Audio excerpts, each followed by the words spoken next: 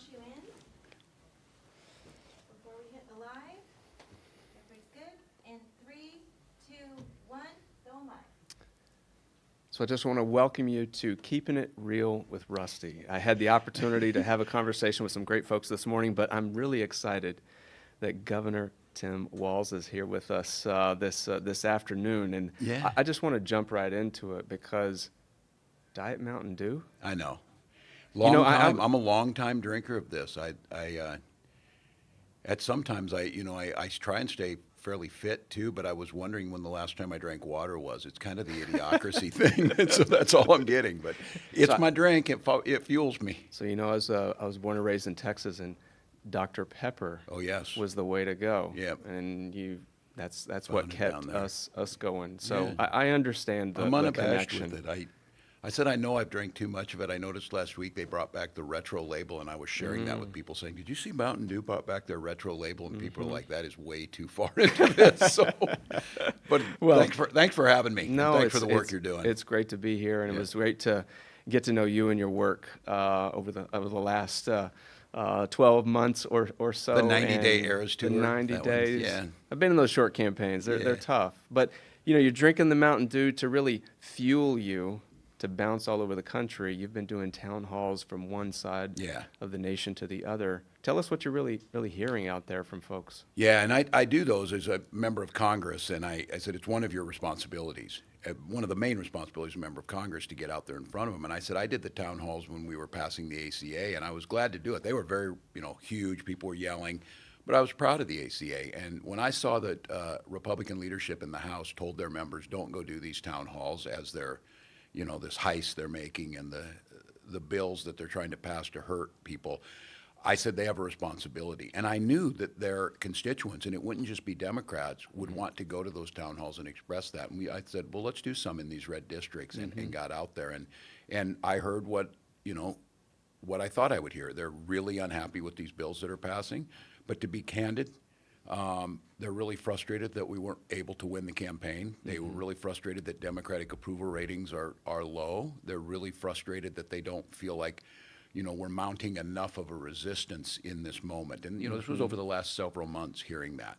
And I think it informs me that this idea in the moment we're in, and I certainly don't have the answer to what it's going to take, but I think the answer in this moment is that they want to see us fighting. They want to see a party that shows guts. Because I hear this line all the time from people who say, I don't like Trump very well, and I don't even know if what he's doing is working. People, and I want to add in, it's not, but Right. but people say that, and they're being honest with you.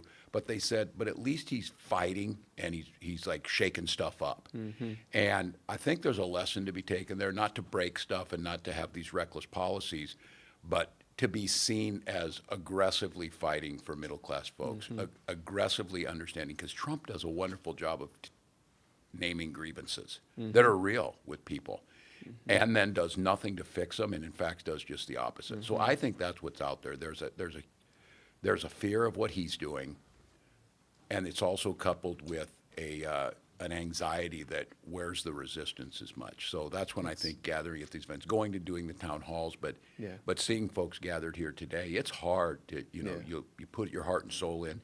They did everything. You got folks that knocked doors till their knuckles were bloody. Sure. They gave as much money as they could, and to see not winning, hard to get back up. Yeah, you would always tell people that they could sleep when they were dead. Yeah, I know. That we had to keep I'm doing still the telling work. them that. Here- I thought we could rest a little bit, but I no, won't ask what your sleep scores are at any Yeah, I was going to buy time. one of those rings, but I didn't do it because I knew it'd be bad. There's So been a lot of conversation about how it just dries up the anxiety that everybody has about the sleep that they get. I think that's right. I'm wearing one. That's why I'm bringing this up. I got to get a good night's sleep at some No, point but that's soon, what's so. out there.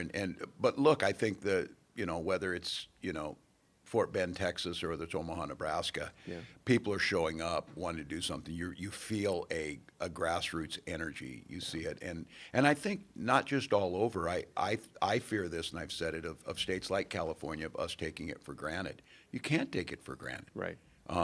There's no guarantee that you're going to win these elections. What we know is you guys do great work.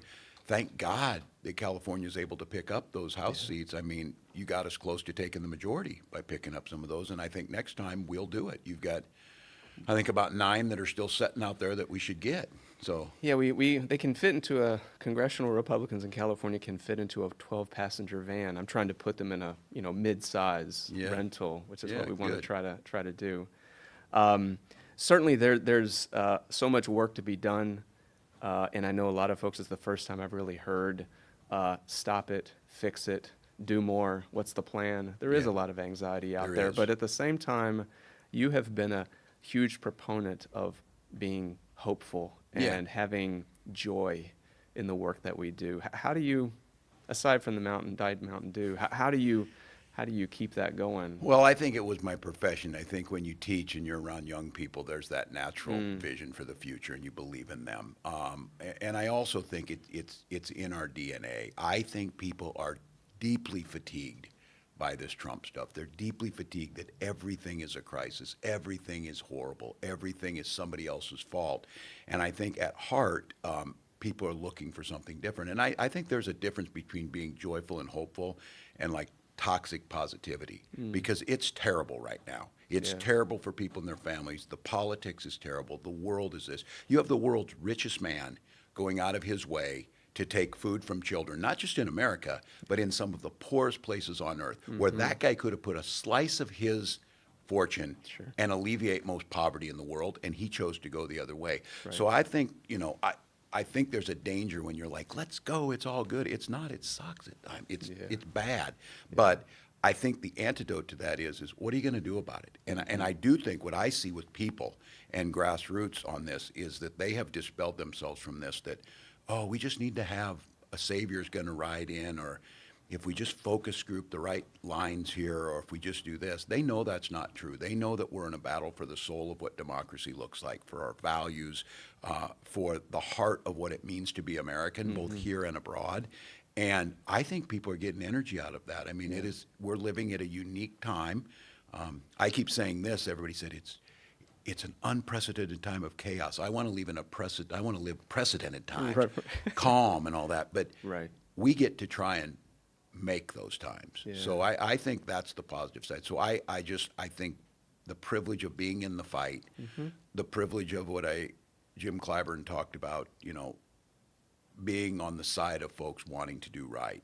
There's something gratifying to think the folks who are fighting to get kids food, or to keep health care, Right. or to deal with the climate crisis. You've done a ton of that work as governor. Governors are really leading the way They are. in many ways. Tell us a little bit about what you've done in Minnesota. I know it's a Yeah. long track record of great work, but Yeah, and it's legislators and it's folks that are there, and it's also, I think, a parallel to Trump, that we did what I saw him doing back in his first term, and he's perfected in this term, of moving fast as you can on the things you can do. So in 22, in the election, we won a 1-vote majority in the Senate. We had the House and the governor's office, and we passed free school meals, paid family and medical leave, 2040, carbon-free electricity. We moved and put historic amounts in housing, in education. We expanded healthcare access to more people to rank us first in the country. Things that improve people's lives right away. And I think that's something that's been sorely lacking. We talk about things, we fight for it. We passed the ACA. I was very proud to vote for the ACA. Yeah. But it's not perfect, and people are still dealing with their insurance company. People still can go bankrupt over an illness. And I think in Minnesota, what the line that I used is, okay, we won.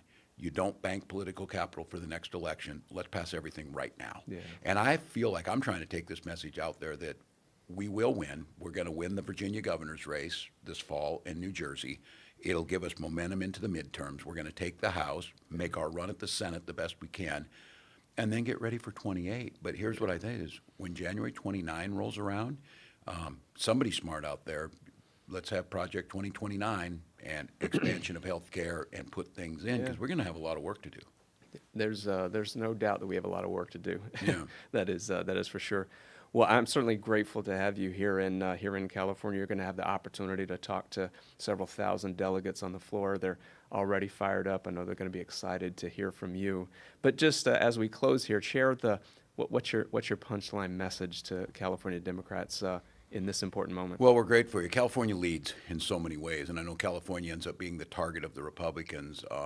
it was Nancy Pelosi who used this line with me. I like it because she knows her sports analogies too. And she said, they never throw at the batter who can't hit. They throw at the one who hit home runs. And I would argue the Republicans go after California all the time because it's California that leads. California that's on the front end of making sure we're dealing with, the issues at hand. California that's putting policies in. And I remember they always attack me back home.